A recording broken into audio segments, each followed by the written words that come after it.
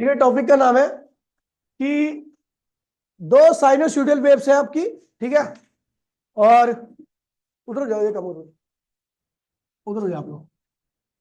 देखिए भैया, टॉपिक का नाम है भैया analytical treatment of stationary wave. ठीक है, एक ऐसी एग्जांपल लिया गया आपके आगे, ठीक है। उसके बाद आप कई जगह पे आप स्टेशनरी वेव की कैलकुलेशन करोगे, ठीक है। यहां पर क्या रखा है कि consider two sinusoidal waves of equal amplitude. उनका एम्पलीट्यूड क्या है? इक्वल है। स्टेशनरी वेव जब भी बनानी है तो दोनों का एम्पलीट्यूड क्या होना चाहिए? सेम होना चाहिए, ठीक है। फ्रीक्वेंसी क्या है भैया? दोनों की सेम है। और किसके चल रही है, कहां पे चल रही है? Along a string, opposite direction. Direction क्या है? अपोजिट है, ठीक है। Wave travelling along the positive x direction can be represented by, देखिए ध्यान दीजिए, एक वेव स्ट्रिंग में ऐसे चल रही है तो उसकी इक्वेशन क्या होगी? y1 equals to A sine omega t minus k x, ठीक है। दूसरी वेव उल्टी डायरेक्शन में चल रही है उसी स्ट्रिंग के ऊपर, तो उसकी इक्वेशन क्या होगी? ए साइन ओमेगा टी प्लस के एक्स। याद नहीं आता है? आफ्टर सुपरपोजिशन, आफ्टर उधर मत बैठ भाई, इधर आफ्टर सुपरपोजिशन, सुपरपोजिशन के बाद क्या होगा? जो नई वेव बनेगी वो किसके बराबर रहेगी? y1 प्लस, अब देखिए जिसके पास मैथ्स नहीं, मैं फॉर्मूला लिख दे रहा हूं, ध्यान रखना उसको, ठीक है। कि पहला फॉर्मूला यहां पर जो यूज होने वाला वो साइन ए माइनस प्लस साइन बी का फॉर्मूला यूज होगा, ठीक है। अब ये फॉर्मूला क्या होता है? तो ये होता है 2 साइन ए प्लस बी बाय 2 और cos A minus B bye में 2। ये फॉर्मूला, पहला फॉर्मूला यूज होगा। जिसके पास मैथ्स नहीं है वो लिख लेगा इस फॉर्मूले को। दूसरा साइन ए माइनस साइन बी के, ये दो फॉर्मूले आपके सबसे ज्यादा यूज होंगे, ठीक है। ये क्या रहेगा? 2 cos A minus A plus B upon में 2 साइन ए माइनस बी अपॉन में क्या होगा? 2। ये दो फॉर्मूले आपके यूज होंगे, ठीक है यहाँ पर। तो ठीक है, इसे ध्यान रखना, समझ गए। जिसके पास मैथ्स नहीं हो तो ज्यादा ध्यान रखें। तो नई वेव जो बनेगी y इक्वल्स टू में y1 की वैल्यू क्या है बेटा? ए sine omega t minus k x और ए साइन ओमेगा टी प्लस के एक्स। याद है? चलो y इक्वल्स टू में ए कॉमन ले लीजिए, तो अंदर क्या होगा? Sign omega t minus k x plus sign omega T plus के एक्स।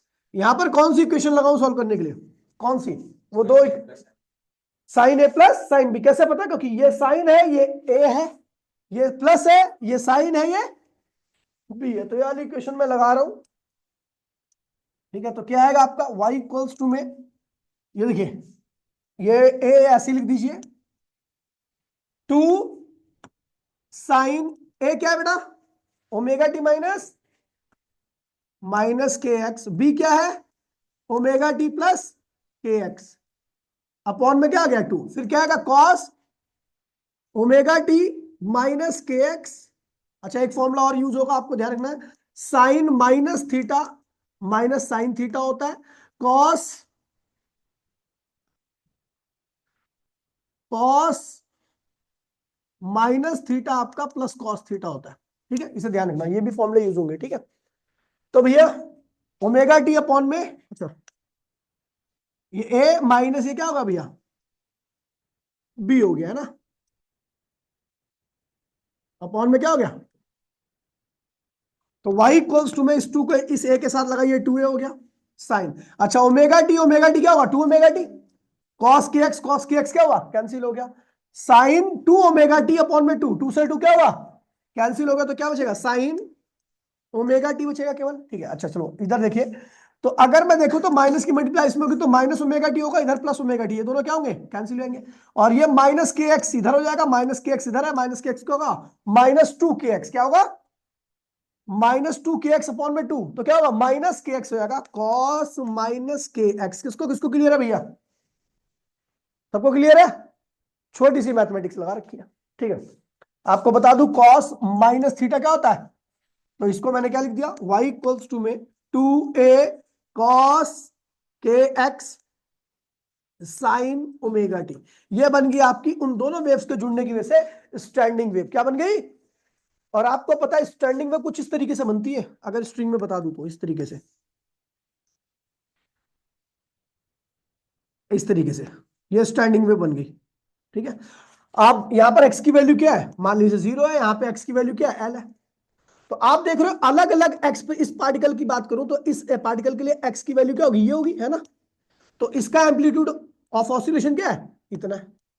अलग एक्स पे ये एम्पलीट्यूड, अगला एक्स पे ये एम्पलीट्यूड, अगले एक्स पे ये एम्पलीट्यूड, इस वाले एक्स पे एम्पलीट्यूड क्या हो गया, जीरो। यानी एक्स की वैल्यू बदलोगे तो एम्पलीट्यूड भी क्या होगा, बदलेगा। यानी एम्पलीट्यूड किस पे डिपेंड कर रहा है, एक्स पे। तो इसीलिए मैंने एम्पलीट्यूड के साथ क्या लगाया है, कॉस के एक्स लगाया है। ये बताएगा कि एक्स की अलग अलग वैल्यू पे एम्पलीट्यूड की वैल्यू क्या है। ठीक है, तो इसे कहते हैं एम्पलीट्यूड। क्या कहते हैं इसे, एम्पलीट्यूड। और ये क्या है, frequency of standing wave, frequency of standing wave. तो ध्यान रखना, ठीक है, कोई दिक्कत तो नहीं है। तो इसको आप ध्यान रखना, ठीक है भैया, ये बहुत इंपॉर्टेंट कैलकुलेशन है। ठीक है, फटाफट इसको जरा कॉपी में अपनी को सॉल्व करो, ये इक्वेशन सॉल्व करके जल्दी फटाफट। पोजीशन ऑफ नोड, अगर आपको पोजीशन ऑफ नोड देनी है, ये जो पीछे मैंने ट्रीटमेंट किया ना, इसमें आपको नोड की पोजीशन देनी है। नोड क्या होता है, जहां पर एम्पलीट्यूड क्या होता है, एम्पलीट्यूड क्या होता है, एम्पलीट्यूड क्या होता है, जीरो होता है। यानी आपका कॉस के एक्स भी क्या होना चाहिए, कॉस 2a कॉस के एक्स क्या होना चाहिए, जीरो होना चाहिए।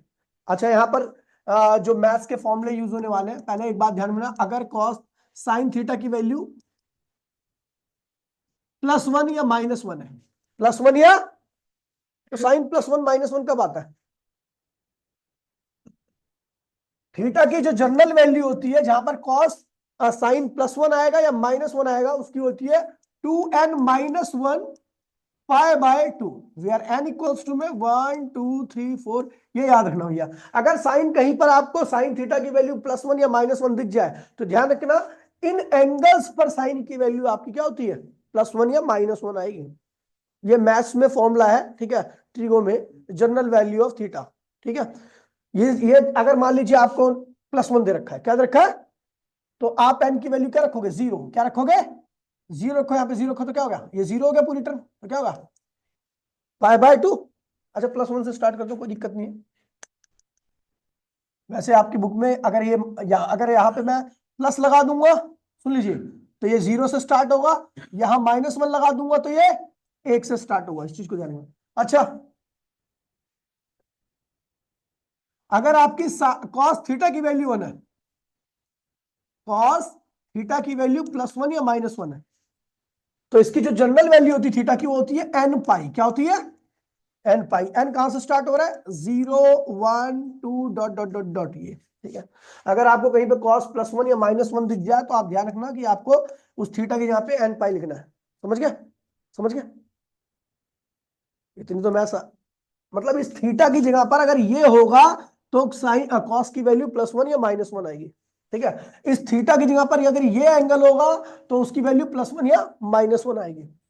ठीक है, साइन 0 कब होता है, साइन थीटा इक्वल्स टू 0। तो भैया साइन थीटा इक्वल्स टू 0, तो उसकी जनरल वैल्यू होती है n π। n इक्वल्स टू में 0 1 2, वही जो उल्टा चल रहा है, कॉस का जो कॉस जहां पर +1 -1 होता है, वहां पर साइन क्या होता है, 0 हो जाता है। ठीक है, और कॉस अगर आपका 0 है, तो वो उसी पे 0 होगा जिसपे साइन क्या होता है, मैक्सिमम, यानी थीटा इक्वल्स में 2n+1, और क्या होगा, π/2। ठीक है, तो ये जनरल वैल्यूज आपको याद रहनी चाहिए इस चैप्टर को करने के लिए, रट्टा मार लो जिसको नहीं पता। ठीक है, तो मैंने कहा आपका, अगर मैं नोड की पोजीशन देखूं, खड़ा जा, इधर आ जा जल्दी। नोड कौन से पार्टिकल होते हैं, जिनका एम्पलीट्यूड क्या होता है, 0 होता है। तो भैया हमने नोड की पोजीशन निकालनी है। ठीक है, नोड की पोजीशन निकालनी है, एम्पलीट्यूड क्या होगा, 0 होगा। यानी कॉस के एक्स क्या होना चाहिए, 0। कॉस के एक्स 0 कब होता है, देखिए, कॉस थीटा 0 कब होता है, वहां पर कब लिखा हुआ है, वो देखो, है ना, कॉस थीटा 0, तो ये होगा। यानी इसका मतलब हम इसे लिखेंगे कॉस के एक्स बराबर में कॉस 2n+1 π/2। ये ध्यान रखना कि इस 0 के यहाँ पे मैंने ये रखा है, क्योंकि मुझे पता है इस एंगल पर कॉस की सारी वैल्यू क्या होती है, 0 होती है। ठीक है, अब कॉस से कॉस क्या हुआ, कैंसिल हो गया, तो आप लिखोगे के एक्स इक्वल्स में, कैंसिल नहीं करना आपको ऐसे, ठीक है, 2n+1 पाई बाय 2 हो गया, ठीक है। अब उसके बाद क्या क्या होता है, 2 पाई अपॉन में लैम्डा, एक्स बराबर में क्या हो गया, 2n+1 पाई बाय 2, कोई दिक्कत तो नहीं है।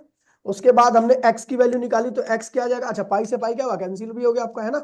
तो आपके x की वैल्यू क्या आएगी, तो x की वैल्यू, x क्या है, पोजीशन किसकी, नोड की, किसकी पोजीशन निकाल रहे हैं हम, नो, तो x की वैल्यू क्या आएगी, 2n+1 और क्या होगा, लैम्डा अपॉन में 4। ये आपको बताएगा भैया, ये फॉर्मूला बताएगा कि स्ट्रिंग के ऊपर कहां कहां आपका नोड बना है।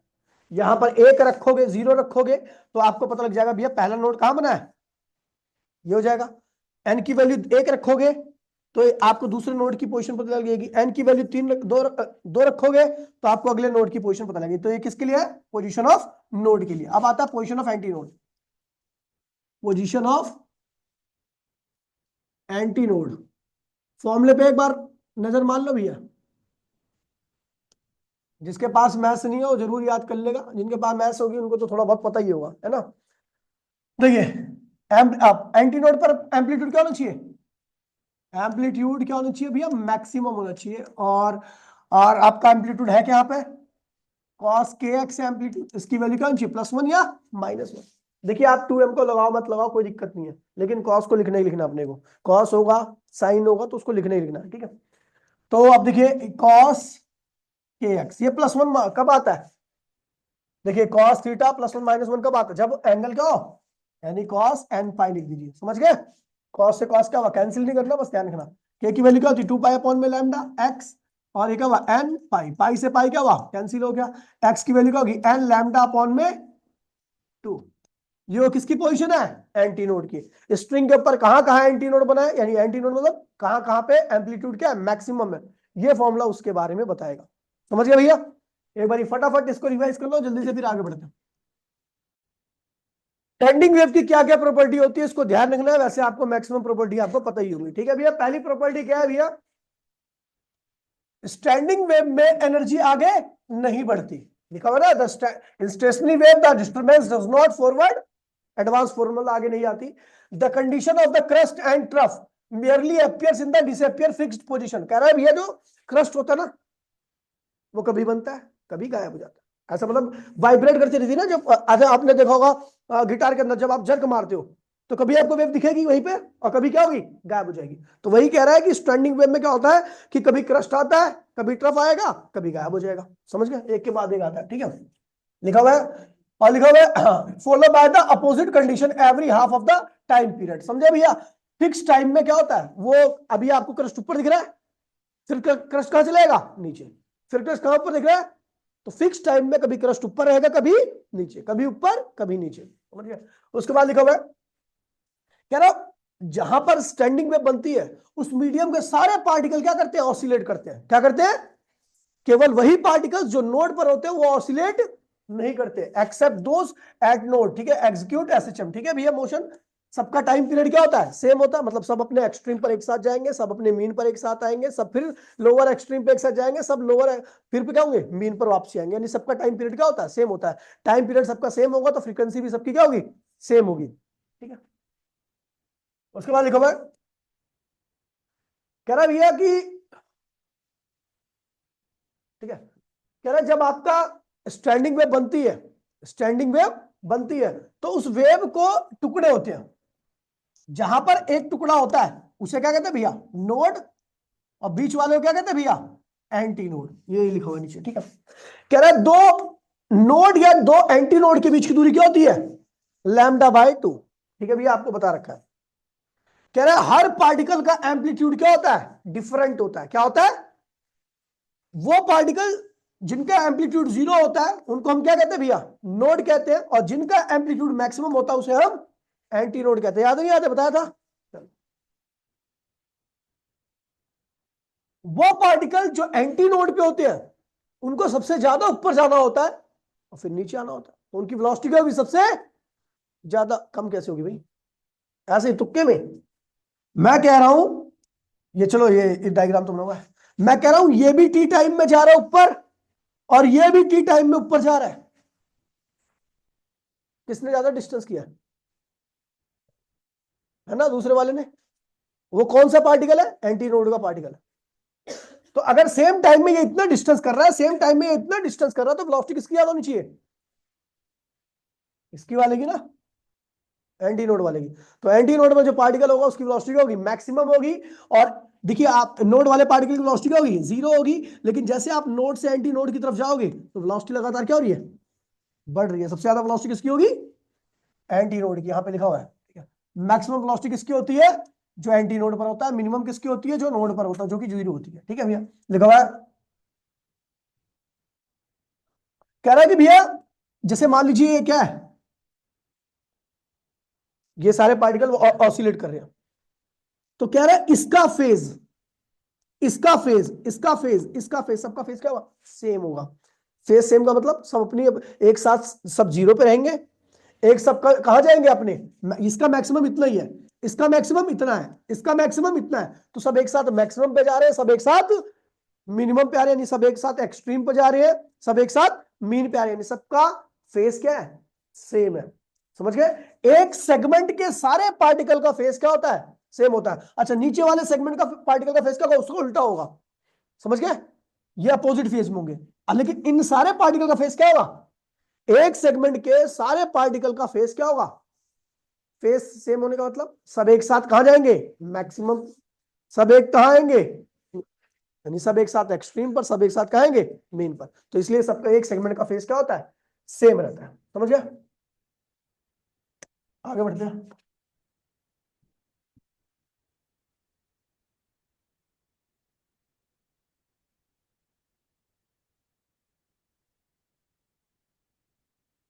सबसे ज्यादा काइनेटिक एनर्जी किसकी होगी, आप बताओ, मैं जिससे पूछूंगा सबसे ज्यादा काइनेटिक किसकी होगी, इंद्रेश, जो एंटी नोड पे होगा। क्यों, क्यों, सबसे ज्यादा वेलोसिटी उसकी है, टी टाइम में सबसे ज्यादा डिस्टेंस कर रहा है।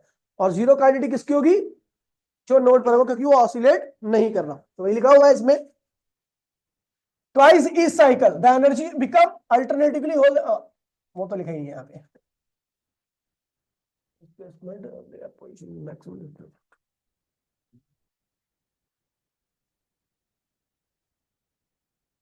कह रहा है हाँ, यहाँ पे ये वाली भी चीज समझिए, जो आसानी से आपको समझना है वही बता रहा हूँ मैं आपको, ठीक है। यहाँ पे लिखा हुआ है कि एक सेक्शन से दूसरे सेक्शन में, यानी एक सेगमेंट से दूसरे सेगमेंट में एनर्जी का ट्रांसफर यहाँ पर नहीं होता।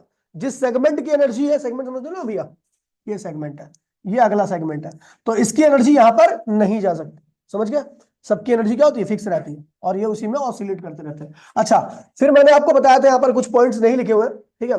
जो पार्टिकल आपका नोड पर होगा उसके पास भी एनर्जी उतनी होगी, जो आपका एंटी नोड पर होगा उसके पास भी उतनी एनर्जी होगी। लेकिन ऑसिलेट कौन कर रहा है, एंटी नोड का। तो जो एनर्जी होने के बाद ऑसिलेट करेगा उसके ऊपर प्रेशर क्या लगेगा, एनर्जी प्रेशर कम रहेगा। और जो नहीं ऑसिलेट कर पा रहा उसका एनर्जी प्रेशर क्या होगा, ज्यादा रहेगा। तो ये ध्यान रखना कि energy pressure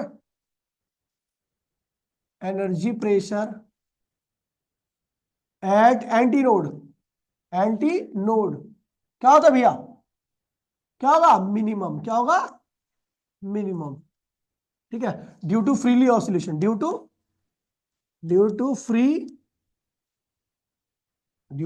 oscillation, free oscillation, freely oscillate कर रहा है इसलिए क्या होगी, नहीं होगी, ठीक है।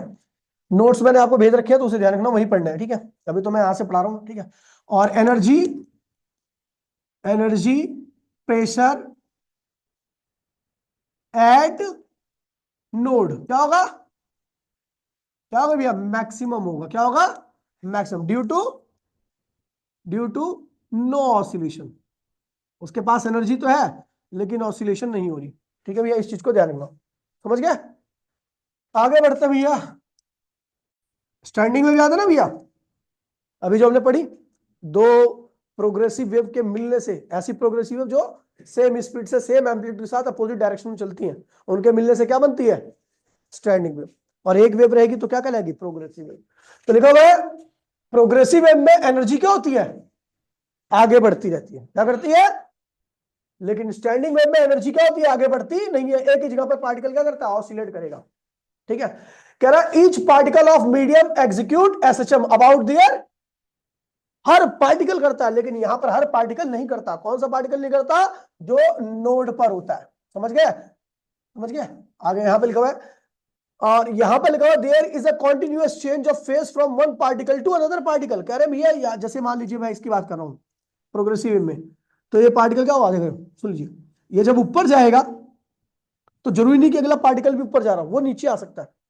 प्रोग्रेसिव वेव में हर पार्टिकल का फेस क्या होता है, अलग अलग होता है। लेकिन स्टैंडिंग वेव में एक सेगमेंट के सारे पार्टिकल का फेस क्या होता है, सेम होता है, सब एक साथ ऊपर जाएंगे, सब एक साथ। लेकिन प्रोग्रेसिव वेव में एक पार्टिकल अगर ऊपर जा रहा है तो दूसरा पार्टिकल हो सकता है कहां है, तो नीचे है। ठीक है, ठीक है। यहां पे लिखा हुआ है कि कोई भी पार्टिकल परमानेंटली रेस्ट में नहीं रहता, किसमें, लेकिन भैया यहां पर तो एक रहता है रेस्ट में हमेशा, कौन, नोड। समझ गए, आगे बढ़ते हैं।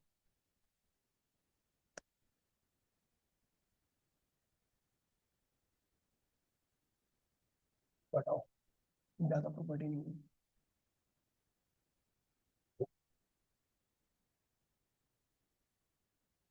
अब ये क्वेश्चन देखिए, कॉपी निकाल लो भैया, कॉपी निकालो। और कह रहा है भैया,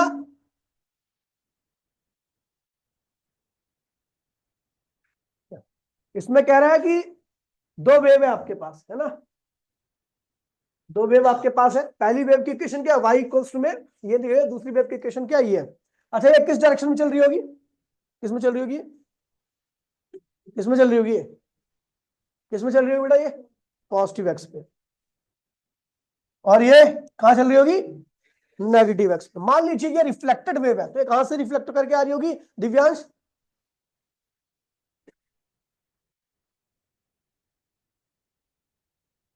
अगर ये इंसिडेंट वेव है और ये रिफ्लेक्टेड वेव है, तो ये रिफ्लेक्टेड वेव कहां से रिफ्लेक्ट करके आ रही है, ओपन बाउंड्री से, क्योंकि यहां पर फेज चेंज नहीं हुआ है, इसका भी फेज पॉजिटिव है, उसका भी पॉजिटिव है। यही तुम्हारी पढ़ाई है, बहुत बढ़िया पढ़ रहे हो। ठीक है, चलो भैया बनाओ, इन दोनों के मिलन से नहीं वेव, तो भैया क्या होगा, वाई इक्वल्स में वाई वन प्लस, सबकी कॉपी में होना चाहिए, सबकी कॉपी में, ओए सुअर कर, अब तू ये सुअर तू, हाँ, 0.05 कॉमन आएगा, अंदर क्या होगा, sine 5 pi t minus x plus sine 5 pi t plus x. ठीक है, तो y इक्वल्स टू में ईमानदारी के साथ करना अपना अपना, 0.05 फॉर्मूला लगा दो। यहां पर कौन सा फॉर्मूला आएगा, साइन ए प्लस बी का, ए क्या है भैया, ये रहा पूरा 5 pi T, 5 pi t minus x plus 5 pi t plus x, upon में क्या हो गया, 2 sign 5 pi t minus x minus 5 pi t plus x, upon में क्या हो गया, 2। ठीक है भैया, तो सॉल्व करोगे तो y इक्वल्स टू में 2 की मल्टीप्लाई इसमें कर दो, तो ये आएगा आपका 0.1 साइन एक्स से एक्स कैंसिल हो गया, 10 pi t, 10 pi t divide by 2, तो क्या होगा, 5 पाई टी आ गया आपका। और इसके बाद यहां से माइनस की मल्टीप्लाई इसमें होगी, तो ये और ये कैंसिल हो जाएगा, साइन, और ये हो जाएगा आपका, ठीक है ठीक है, तो ये हो जाएगा आपका minus x sine minus x, sine -2x, upon में 2 था, तो 2 से 2 कैंसिल हो गया, तो साइन एक्स बचेगा आपका, एक्स बचेगा। अच्छा कॉस नहीं लगा यार यहाँ पे, तो कॉस आएगा, कॉस आएगा यहाँ पे, कॉस। ठीक है, यहाँ पर कॉस माइनस एक्स आएगा, तो आपको पता भैया cos minus theta plus cos theta होता है, तो वाई इक्वल्स टू में एम्पलीट्यूड के साथ 0. cos x sign 5 pi T हो गया। किसका किसका यही आया, जिसका यही आया उसका सही आया, देख लो भैया ये आना चाहिए। और उसके बाद बोल रहा है कि भैया पार्टिकल का एम्पलीट्यूड निकालो, डिस्प्लेसमेंट निकालो, कब, जब एक्स की वैल्यू क्या हो, मतलब पार्टिकल मीन से कितना ऊपर है, तो मीन से ऊपर मतलब एम्पलीट्यूड की बात हो रही है। एम्पलीट्यूड क्या है यहां पर, ये रहा, then amplitude of particle, amplitude of particle at x equals to 1 metre. तो भैया क्या होगा, एम्पलीट्यूड क्या होगा, 0.1 कॉस x, 0.1 कॉस x की वैल्यू कितना है, 1 मीटर। सॉल्व कर लीजिए, वैसे इतना ही आंसर है, खत्म हो गया। ठीक है, समझी। अपनी क्लास में आगे पूछना कि बच्चों को इसके बारे में पता ही नहीं होगा, चैप्टर पढ़ लिया होगा, ये सब उनको आते ही नहीं होगा, मैं लिख के दे रहा हूं। हाँ? तो ये फिर भी नहीं आता। मैं मैडम पढ़ा रही, मैं कह रहा हूँ, मैंने थोड़ी ना बोला टीचर, मैं ये नहीं कह रहा, मैं कह रहा हूँ मैडम तो पढ़ा रही है, मैंने ये थोड़ी ना बोला टीचर नहीं पढ़ाएगा। मैंने कहा बच्चों को नहीं आता जल्दी से, इसलिए तुमसे प्रैक्टिस करा रहा हूँ साथ साथ में, पैरेलल पैरेलल करा रहा हूँ तुम्हें, पैरेलल। हो गया बेटा, आगे बढ़े, चलो।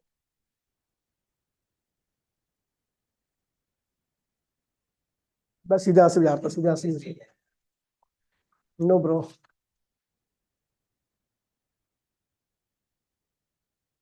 अबे काम कर लेना, फॉर्मूला याद नहीं है, बकवास कर जा रही है आधे घंटे से।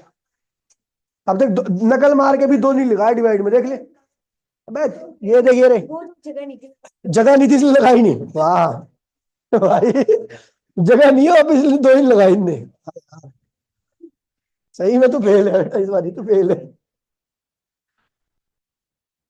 हो गया,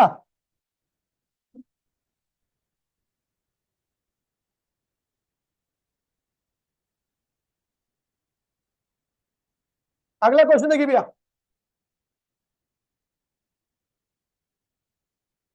क्या कह रहा है भैया, the equation of longitudinal stationary wave, ये किसकी stationary wave, longitudinal stationary standing, ये किसकी इक्वेशन होगी बताइए, दिमाग लगाइए जरा, बताइए कौन सी इक्वेशन है ये, प्रोग्रेसिव वेव है या स्टेशनरी वेव है।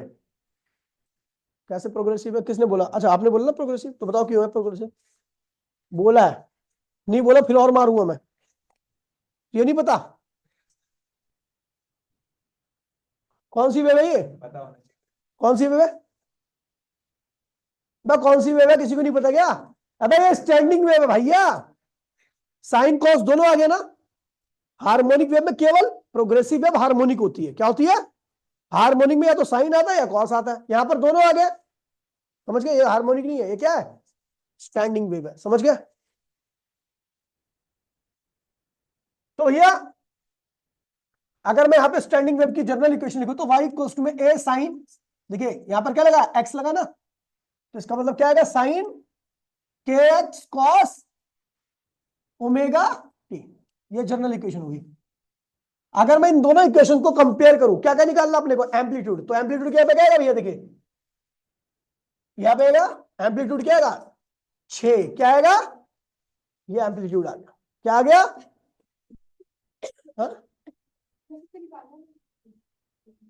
The equation of longitudinal stationary wave produce in the, हाँ तो क्या दिक्कत है, एक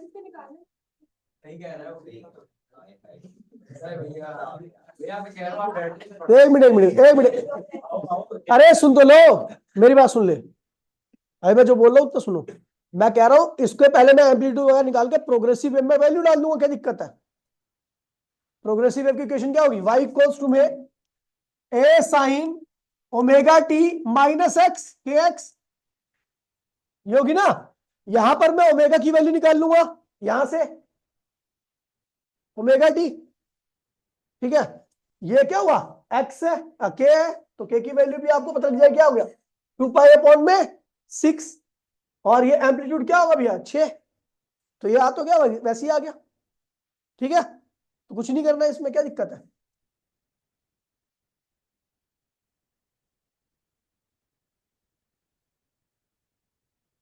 फ्रीक्वेंसी आप निकालोगे तो फ्रीक्वेंसी क्या क्या बोल रखा है, सेम ही होगा सब कुछ, कोई दिक्कत नहीं है, ठीक है, सेम ही होगा, बस एम्पलीट्यूड क्या होगा, इसका डबल हो जाता है, 2a हो जाता है ना, 2a, क्या लगता है, अगर मैं ये देखूं तो यहाँ पे 2a होता है, क्या होता है 2a होता है, तो यानी अगर आपको प्रोग्रेसिव वेव का एम्पलीट्यूड निकालना तो उसको हाफ करना पड़ेगा, क्या करना पड़ेगा, यानी यहाँ पर ये किसकी वैल्यू है, 2a बराबर में क्या है 6, क्या है, a बराबर में क्या आएगा 3, एम्पलीट्यूड क्या आ गया 3 सेंटीमीटर आ गया, ठीक है।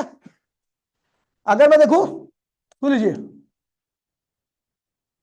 सेकंड क्या निकालना मुझे, क्या निकालना भैया, separation between two successive node, दो नोड के बीच में सेपरेशन क्या होता है भैया, separation between two node, node के बीच में सेपरेशन क्या होगा, लैम्डा बाय 2।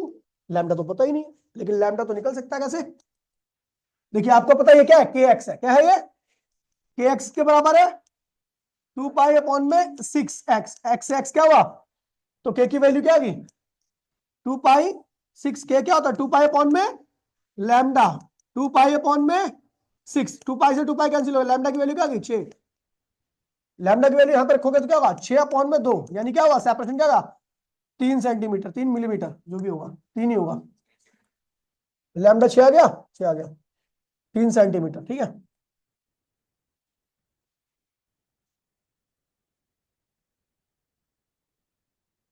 ठीक है, अभी क्या निकालना अपने को, प्रोग्रेसिव वेव की इक्वेशन निकालनी है, तो प्रोग्रेसिव वेव क्या होती है भैया, थर्ड है ना, भाई चुप हो जाओ, y इक्वल्स टू में a sine omega t minus, a कितना रखा है 3, ए कितना रखा है एम्पलीट्यूड कितना रखा भैया, कहां गए भाई 3, साइन ओमेगा कितना भैया 160 पाई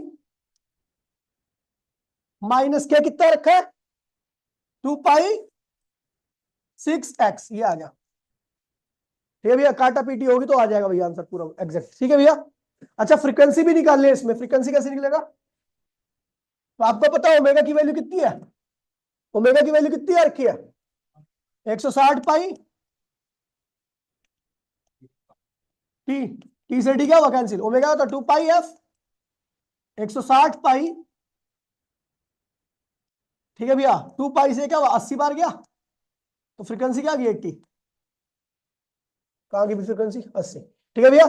तो ये क्वेश्चन काफी ज्यादा अच्छा है, तो इसे ध्यान रखना, ठीक है, क्योंकि कंफ्यूजन ना क्रिएट हो, सब चीजें सेम ही होती है, बस ध्यान रखना यहाँ पर 2a होता है एम्पलीट्यूड, क्योंकि आपको पता है उस वक्त जब हम एम्पलीट्यूड किसका निकालते हैं, एंटी नोड के पार्टिकल का, किसका निकालते हैं, और एंटी नोड में आप ऊपर नहीं नीचे भी देखते हो, ये क्या होता है ए और ये क्या होता है ए, तो इसलिए स्टैंडिंग वेव में आपका एम्पलीट्यूड क्या होता है डबल हो जाता है 2a, और प्रोग्रेसिव वेव में केवल वेव ऐसे चलती है, तो ए होगा तो यही होगा, समझ गए, तो इस चीज को ध्यान रखना।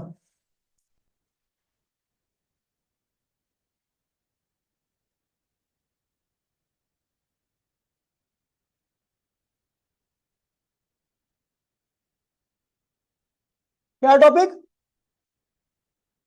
Stationery waves in string fixed at both and, बहुत आसान है, ध्यान रखना भैया, मैं अभी आपसे पूछ रहा हूं, ठीक है। चलो हमने क्या किया, एक स्ट्रिंग बनाई, एक स्ट्रिंग बना दी, और उसके दोनों एंड को क्या किया, और तो भाई यहां पर, और आपको बता दूं यहां पर ये जो फिक्स्ड एंड है, यहां पे हमेशा क्या बनता है नोड, क्या बनता है नोड, ठीक है। यहां पर एक्स की वैल्यू क्या है, यहां पर रस्सी की लंबाई क्या है 0, और यहां पर रस्सी की लंबाई क्या है एल है, यहां तक आते आते एल होगी, ठीक है भैया। After super position, after super position, जैसे सुपर पोजिशन होगा नई वेव बनेगी तो किसके बराबर होगी y1 प्लस y2 के, तो y इक्वल्स y1 की वैल्यू क्या अभी आपकी a sine omega t minus k x, और y2 की वैल्यू क्या है माइनस, सॉरी अब देखिए यहां पर माइनस लगा क्योंकि फेस चेंज हो चुका है इसका, रिजल्टेंट से आ रही है माइनस साइन माइनस ए साइन ओमेगा टी प्लस, अब यहाँ पे कौन सा फॉर्मूला लग गया, तो भैया कई बच्चों को अभी भी नहीं पता, यहाँ पे साइन ए माइनस बी का फॉर्मूला लगेगा, जो कि क्या होता है 2 cos A plus B upon में 2, तो y इक्वल्स टू में ये 2 ए कॉमन ले लीजिए दोनों से, है ना, ए कॉमन ले लिया, अंदर क्या होगा 2 कॉस ए क्या है omega T plus minus k x plus omega T plus के एक्स, अपॉन में क्या हो गया 2, फिर sign omega t minus k x minus omega T plus के एक्स, अपॉन में क्या हो गया 2, ये वाला फॉर्म लगना है आपका, ठीक है।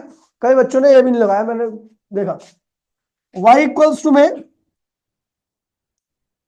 देन y इक्वल्स टू में क्या हो जाएगा आपका 2a ठीक है भैया, इसको पूरा सिंप्लीफाई करके देखिए, यहां से आपका के एक्स क्या हुआ, कैंसिल हो गया, तो कॉस के साथ क्या बचेगा, ओमेगा टी, क्या बचेगा, ओमेगा टी, आपको बताया था मैंने। फिर साइन, यहां पर अगर देखोगे माइनस की मल्टीप्लाई इसमें होगी तो ये माइनस ये हो जाएगा, ये माइनस, ठीक है, तो माइनस साइन के एक्स बचना है आपका यहाँ पे, ठीक है, तो y इक्वल्स टू में 2a माइनस यहां लगा दीजिए साइन के एक्स कॉस ओमेगा टी हो गया, ठीक है भैया, ये हो गया आपकी। अच्छा ये क्या होता है, एम्पलीट्यूड, क्या होता है, एम्पलीट्यूड, और ये क्या हुआ, फ्रीक्वेंसी, फ्रीक्वेंसी है वेव फंक्शन, फ्रीक्वेंसी, ठीक है।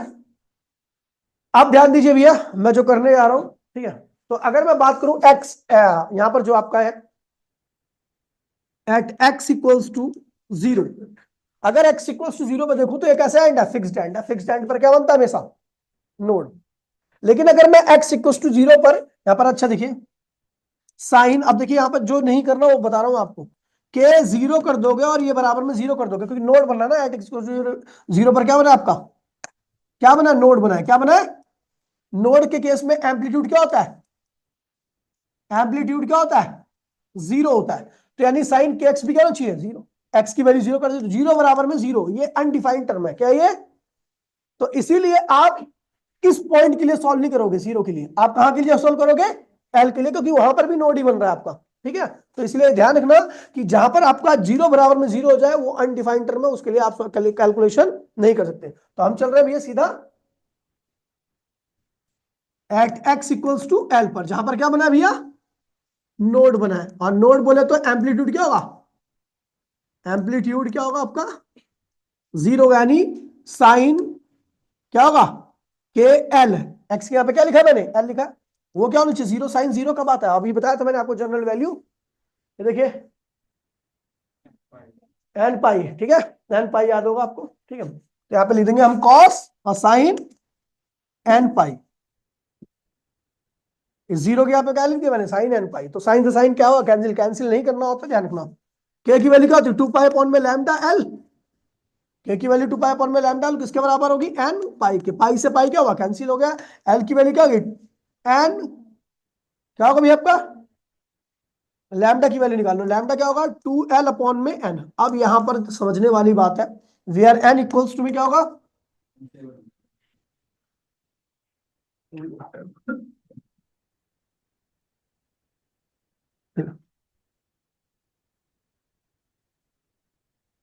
ठीक है, वेयर n इक्वल्स टू में 0 1 2 3 डॉट डॉट डॉट, ये अब समझिए जरा इस चीज को, भाई प्लीज ये लड़की समझ, अब यहां पे समझने वाली क्या बात है, देखिए n जो है वो नंबर ऑफ मोड है, आपने गिटार की स्ट्रिंग देखी होगी, है ना, गिटार की स्ट्रिंग का एक दो एंड बंधे होते हैं, है ना, और बीच में वाइब्रेट करते हैं, तो अगर आप मान लीजिए मैं 0 मोड की बात कर रहा हूं, तो 0 मोड का मतलब होता है कि आप जो उंगली लगा रहे हो, जिसको प्लग कर रहे हो, जिससे प्लग कर रहे हो उंगली से, वो आपने गिटार की उस जगह पर प्लग किया है जहां पर वो स्ट्रिंग वो बंधा हुआ है, जहां पर बंधा होता है, अगर आप वहां पर प्लग करोगे तो वेव बनेगी नहीं, समझ गए, तो इसे कहते हैं 0 मोड, क्या कहते हैं, और इसमें जब वेव नहीं बनती तो इसका मतलब वेव क्या है, फ्लैट है, क्या है, और फ्लैट वेव की वेवलेंथ क्या होती है, इनफाइनाइट, क्या होती है, इनफाइनाइट। अगर मैं बात करूं, अगर आपको फर्स्ट मोड बोला जाए तो इसका मतलब आप उस जहां से बंधी है स्ट्रिंग ना, उससे थोड़ा आगे करोगे, उससे जैसे आप थोड़ा सा आगे उंगली से प्लग करोगे तो अब क्या होगी, आपकी वेव आएगी, लेकिन वो वेव की वेवलेंथ क्या होगी, बहुत बड़ी होगी, ठीक है, फ्रीक्वेंसी कम होगी, थोड़ा और दूर प्लग करोगे तो आप देखोगे नंबर ऑफ वेव्स क्या होगी, बढ़ेगी, है ना, गिटार कहां से बजाते हैं, अगर कम आवाज करनी होती है तो किनारे से बजाते हैं, और ज्यादा वाइब्रेशन मतलब ज्यादा आपको ऑसिलेशन चाहिए होता है तो आप कहां बजाते हो, बीच में से, समझ गए, तो जितना जहां से बधा है गिटार की स्ट्रिंग, वहां से आप कहां पे उंगली को प्लग कर रहे हो वो नंबर ऑफ मोड कहलाता है, क्या कहलाता है, मोड। तो अगर आप ध्यान रखना, ठीक है, यहां पर मैं साइड में लिख रहा हूं, एन क्या है, here, here n equals to में क्या है, number of mode, if n equals to में 0, इफ एन इक्वल्स टू में 0, अगर मैं 0 मोड की बात कर रहा हूं, आप वहां पे प्लग कर रहे हो जहां पर आपकी रस्सी बंधी हुई है, तो वहां पर जो आपकी वेव बनेगी, ठीक है, वेव बनेगी, उसकी वेवलेंथ क्या होगी, 2l अपॉन में 0, यानी क्या होगा, इनफाइनाइट, यानी क्या होगा, फ्लैट रहेगा, कोई वेव ही नहीं बनने वाली यहां पर, no wave, no wave, no wave मतलब फ्रीक्वेंसी अगर आपको पता भी है। अच्छा ये स्ट्रिंग है और स्ट्रिंग के अंदर वेव की वेलोसिटी क्या होती है? अंडर रूट टी अपॉन में, किसको किसको याद है? टेंशन अपॉन में मास पर यूनिट लेंथ क्या होता है? वेव के अंदर वेलोसिटी होती है। ठीक है, मैंने लिखवा है, ड्राइव करा रखा है इसको। ठीक है, तो वेव वेलोसिटी आपकी इतनी रहेगी और स्ट्रिंग के अंदर हमेशा चाहिए कोई सा भी मोड हो, कोई सा भी मोड हो, वेलोसिटी आपकी हमेशा यही रहेगी, क्योंकि जो वेलोसिटी होती है वो स्ट्रिंग के ऊपर टेंशन और उसके मास पर यूनिट लेंथ पर डिपेंड करती है, तो वो तो हमेशा सेम ही रहेगा, टेंशन भी सेम रहेगा और मास पर यूनिट लेंथ भी क्या रहेगा? सेम रहेगा। ठीक है, बस मोड चेंज करोगे तो फ्रीक्वेंसी और वेवलेंथ चेंज होंगी और कुछ नहीं चेंज होगा। ठीक है, अब एक चीज देखिए, फ्रीक्वेंसी क्या होगी? फ्रीक्वेंसी होती है वेलोसिटी अपॉन में वेवलेंथ। तो वेलोसिटी तो आपको पता है, यहां से पता लग जाएगी। वेवलेंथ क्या आता है जीरो मोड में? Infinite, anything divide by zero, infinite क्या होगा? जीरो। यानी जब आप जीरो मोड की बात करते हो तो उसमें जो वेव बनेगी एकदम फ्लैट बनेगी। क्या बनेगी? और फ्लैट की कोई फ्रीक्वेंसी नहीं होती। समझ गया? अब मैं बात कर रहा हूं फर्स्ट मोड की। फर्स्ट मोड, अगर मैं पहले मोड की बात करूं, इसे कहते हैं fundamental mode. Fundamental mode, fundamental mode में ध्यान दीजिएगा भैया, फंडामेंटल मोड में जो वेवलेंथ बन रही है, क्या बन रही है? ध्यान दीजिएगा, वेवलेंथ कितनी बनेगी? 2L अपॉन में 1, एन की वैल्यू 1 हो जाएगी। फंडामेंटल मोड के लिए एन की वैल्यू क्या होती है? 1 होती है। मतलब आप थोड़ी सी दूर पे, आप जहां पे बदी है ना उसे थोड़ी दूरी पर लगा रहे हो, तो आप रस्सी कितनी वेवलेंथ बन रही है? 2L का मतलब क्या है? रस्सी कितनी रस्सी की लंबाई कितनी है? L। रस्सी की लंबाई कितनी है? लेकिन फर्स्ट मोड में जो वेवलेंथ बन रही है कितनी बन रही है? मतलब आधी बनेगी। आपके रस्सी की लंबाई L है और आप फर्स्ट मोड की वाइब्रेशन कर रहे हो उसमें, मतलब उंगली ऐसी यहां पे लगा रहे हो जहां पर केवल क्या बन रही है?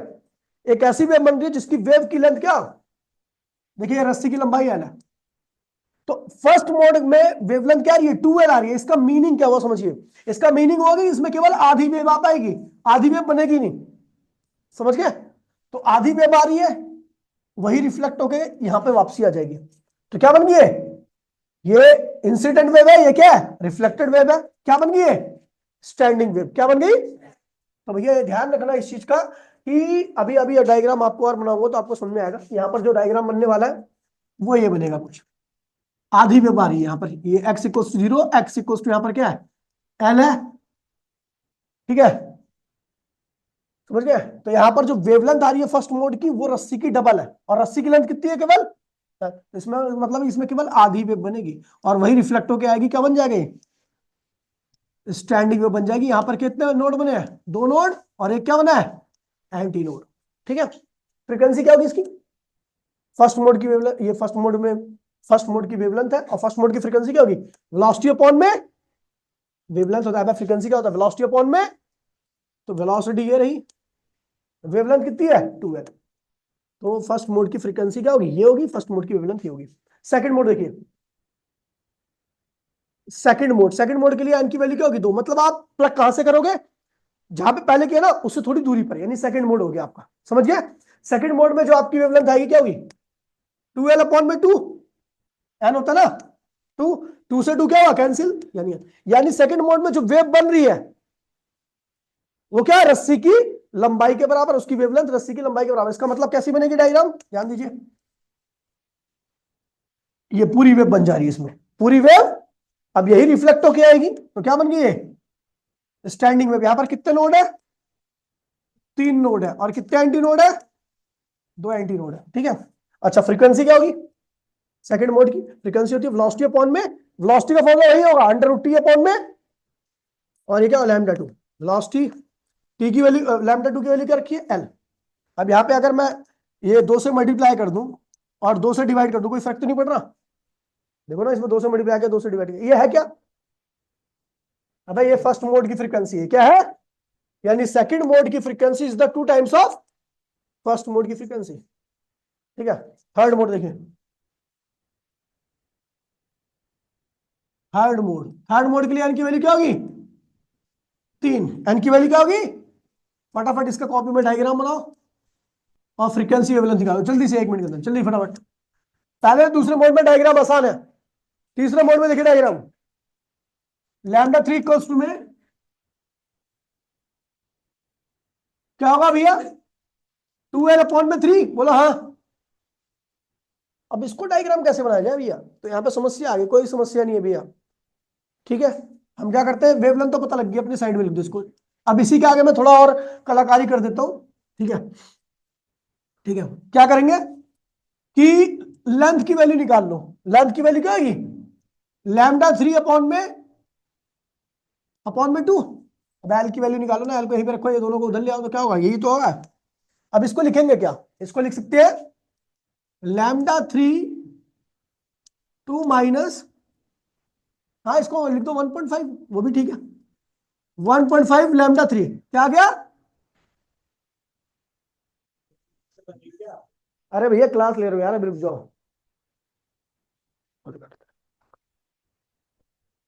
ठीक है, यानी जो एल लेंथ है उसमें 1.5 वेव बननी है। एल लेंथ में कितनी वेव बननी है, 1.5 वेव बननी है, तीसरे मोड की। अब कैसे मिलेगा डायग्राम, देखिए डायग्राम देखिए इसका, देखिए 1.5 वेव बन गई, और ये हो गया, ये बन गया नोड नोड नोड नोड। कितने नोड है, 4 node, anti node anti node anti node. ठीक है भैया, ठीक है, फ्रीक्वेंसी क्या होगी, F3 क्या होगी, V अपॉन में λ3, V वेलोसिटी तो आपको पता ही है, अंडर रूट है, ये क्या होगा 2L अपॉन में 3। इसको लिखोगे 3V अपॉन में 2L। अबे ये क्या है, F1 है, क्या है ये, यानी थर्ड मोड की frequency is the 3 times of first mode की फ्रीक्वेंसी। ऐसे आप आगे बढ़ते रहो, चलता रहेगा मामला। ठीक है, तो रुक जाए, एक और कर ले सॉल्व, ठीक है इतना। अच्छा, फिजिक्स की क्लास में कितनी लेट आता है, हाँ चालू करूँ ना करूँ लेकिन टाइम पे आकर चल। अब चुप हो जा यार भाई, थोड़ा फ्लो बना तो कर लो थोड़ा, हमें तो तुम्हारे बस की भी नहीं है करना।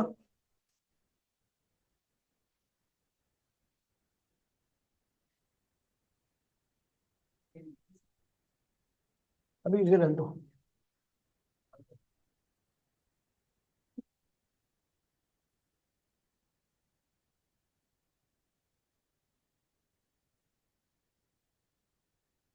ऑर्गन पाइप क्या होती है, सुन लीजिए भैया, बोलिए नहीं कोई भी।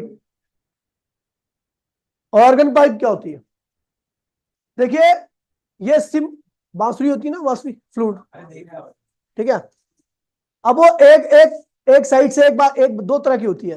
एक तो दोनों एंड से ओपन होती है, वो आप नहीं बजा सकते, वो वही बंदा बजा सकता है जो प्रोफेशनल बंदा, ठीक है, ठीक है। और एक होती है क्लोज ऑर्गन, उसका एक एंड क्या होता है, क्लोज होता है, ठीक है।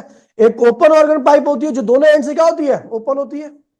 और एक क्लोज ऑर्गन पाइप होती है जो एक एंड से क्या होती है, ओपन होती है, और दूसरे एंड से क्या होती है, ठीक है। तो ये लिखा हुआ है, it is the simplest musical instrument in which the sound is produced by the setting air column into the vibration. Air column को एडजस्ट करो और वहां से क्या होगी भैया, आवाज निकलती है, ठीक है भैया। बाकी का आपको पढ़ना नहीं है, केवल इतना ही पढ़ना है आपको, ऑर्गन पाइप, ठीक है। अगर तो ना पेलूंगा ना, अस्तित्व पे सवाल उठेगा तेरे।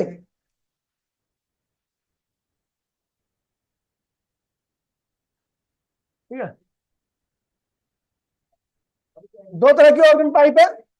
पहले हम कर रहे हैं भैया, भाई प्लीज बोलिए मत, क्या है भैया, ओपन ऑर्गन पाइप, क्या है ये, ओपन ऑर्गन पाइप। ध्यान दीजिएगा भैया, कुछ भी नहीं है, डायग्राम में इसके इधर बना रहा हूं, और आपको